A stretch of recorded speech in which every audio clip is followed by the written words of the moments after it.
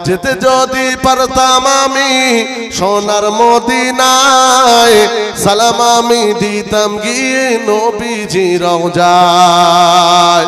যেতে যদি পারতাম আমি সোনার মদিনায়, সালাম আমি দিতাম গিয়ে নবীজি রওজায়।